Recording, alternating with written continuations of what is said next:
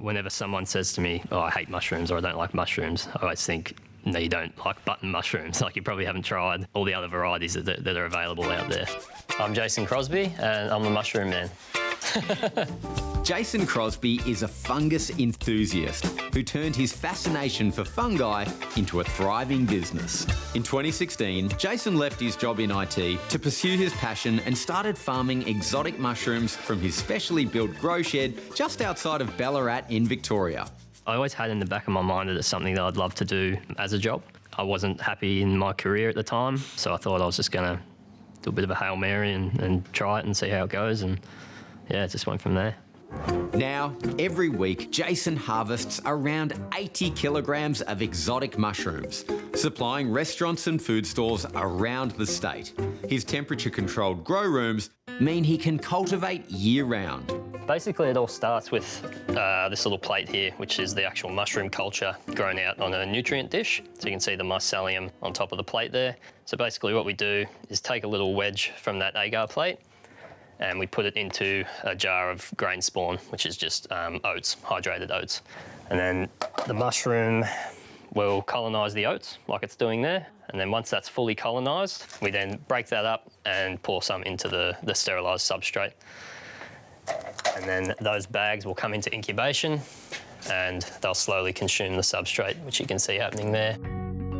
There are around 14,000 species of mushrooms worldwide, and around 3,000 of these are edible.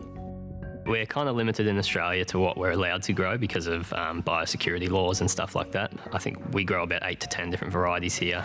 From blue oysters, yellow oysters, lion's mane and king browns, each variety has its own unique flavour and texture. These are king brown mushrooms, so great for making steaks or scallops. They have a really meaty texture and really juicy and tender. So these are yellow oyster mushrooms, so they're beautiful yellow colour, great all-rounder, good for pastas, risottos, that sort of thing. Here we have the lion's mane mushroom. So this is good for also pressing into steaks. You can make vegan crab cakes out of them. They have like a seafoody sort of texture, and they have medicinal properties as well. Really good for your brain. Really? And they're delicious, so that's a bonus. If you cut a cross-section, it actually look like a cross-section of a brain, which is bizarre. When Jason started 6 years ago, there were just a handful of exotic mushroom farms. Now there's over 80 operating nationwide. During lockdown, many mushroom enthusiasts started growing their own or foraging for wild mushrooms. But not all mushrooms are edible, and some can be deadly. This is an Amanita muscaria mushroom, also known as fly agaric. It looks like a fairy tale mushroom, basically. And it is actually poisonous, so tend to stay away from this one. Like, there are mushrooms like the pine mushroom or slippery jack or something like that that are pretty easy to distinguish, but besides that, I probably wouldn't trust my ID skills. Jason's message is clear. Picking wild mushrooms, even for an expert, can be dangerous and, in some cases, fatal.